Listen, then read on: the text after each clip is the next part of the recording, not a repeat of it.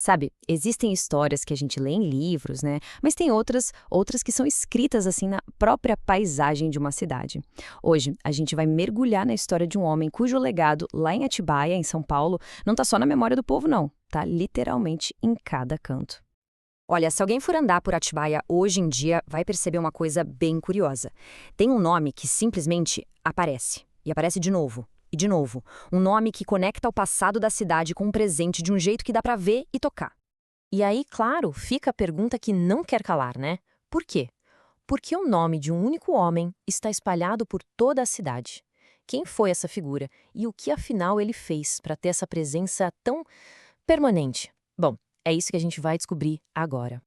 A dimensão disso é impressionante. Pensa bem, não é só uma coisinha ou outra. A gente está falando de uma estátua na praça principal, uma escola municipal, um ginásio de esporte gigante, uma rua e até um retrato de honra no museu da cidade. Tudo com o mesmo nome, Zezico Alvim. Para entender como isso foi acontecer, a gente precisa voltar lá no começo de tudo.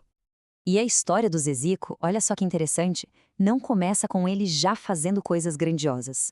Começa bem antes, com raízes muito, mas muito profundas na comunidade, que um dia ele ajudaria a transformar completamente. E que raízes, hein? José Pires Alvim, ou melhor, Zezico, que era como todo mundo conhecia ele, era nada mais nada menos que descendente direto de Jerônimo de Camargo, o fundador de Atibaia. Imagina! Ele nasceu em 1902, então dá para dizer que a cidade já corria no sangue dele desde o berço.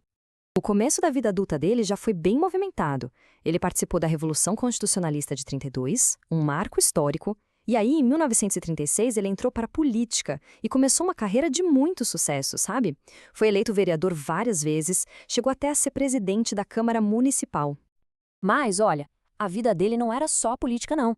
Em 1924, ele se casou com a Rita Lourdes, uma professora super dedicada que tinha o mesmo espírito comunitário que ele. Eles eram, de fato, parceiros. E essa parceria durou a vida inteira. E essa imagem aqui, nossa, ela conta muita coisa. É uma lembrança das bodas de ouro do casal, lá em 1974. 50 anos juntos. É uma prova real, palpável da vida que eles construíram. É um detalhe que humaniza, né? Tira a gente da figura pública e aproxima da pessoa por trás do nome. Então, depois de décadas de sucesso, tanto na política quanto nos negócios, Zezico chegou num ponto crucial da vida dele. Sabe aquele momento que é uma verdadeira virada de chave? Um momento que ia definir todo o resto da sua história? E o legado que ele deixaria? Chega 1963 e ele faz uma coisa que, vamos combinar, pouca gente faz. Ele simplesmente largou a carreira política. E não é que ele se aposentou para descansar, nada disso. Ele mudou o foco da vida dele, decidiu dedicar 100% do seu tempo e energia para a filantropia, para as obras de caridade e para ajudar quem mais precisava. E é exatamente aqui. É nesse ponto que a gente começa a juntar as peças do quebra-cabeça e entender por que o nome dele está por toda a cidade de Atibaia. A segunda metade da vida dele foi, sem exagero, uma maratona de serviço à comunidade. E o trabalho dele não foi focado numa coisa só, não. Ele se envolveu com tudo: saúde, assistência social, arte, cultura, educação, preservação da história.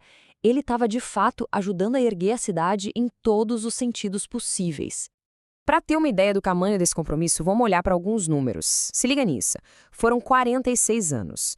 46 anos da vida dele dedicados à Santa Casa de Misericórdia de Atibaia e muitos desses anos como líder da instituição, o provedor.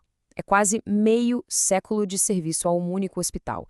A dedicação é algo impressionante, de verdade. E não para por aí. Tem mais. Durante 50 anos seguidos, sem falhar um único ano, ele organizou o famoso Leilão de São Sebastião. E todo o lucro ia para a paróquia. 50 anos. É um nível de consistência, de comprometimento, que é simplesmente fora do comum. E a lista de feitos só aumenta. Ele foi um dos fundadores de um asilo, a Vila de São Vicente de Paulo. Fundou a banda de música da cidade, ajudou a trazer o primeiro cinema para Atibaia e ainda se dedicou a preservar tradições super importantes como a congada. Ele estava, tijolo por tijolo, construindo a alma social e cultural da cidade.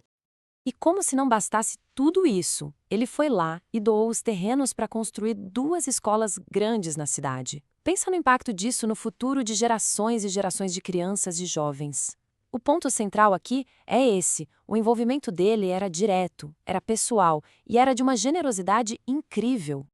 No fim das contas, os prédios, o dinheiro doado, os anos de trabalho, tudo isso conta uma parte da história, claro. Mas é a essência mesmo, o coração do legado de Ezequiel Alvim. Isso tá no jeito como as pessoas se lembram dele. E sabe, todo esse trabalho, toda essa dedicação, no final pode ser resumida em uma frase. Uma descrição simples que ficou marcada na memória da cidade e que, honestamente, diz tudo que a gente precisa saber sobre quem ele era. Em outras palavras, um dos corações mais bondosos que o povo de Atibaia já conheceu. E tá aí. Tá aí a resposta para nossa pergunta lá do começo. O nome de Ezequiel Alvim não está gravado em Atibaia só por causa das obras materiais. Tá lá pela essência de quem ele era. O legado dele foi construído com uma bondade, uma humanidade que tocou a vida de todo mundo. A história do Ezequiel Alvim deixa a gente com uma baita reflexão, né? Um legado não é só sobre o que se constrói com tijolos, mas sobre como se vive, sobre as marcas que se deixa nas pessoas. E fica a pergunta: no final das contas, o que realmente é preciso para se construir um legado que não fica só na pedra, mas que vive para sempre no coração de uma comunidade?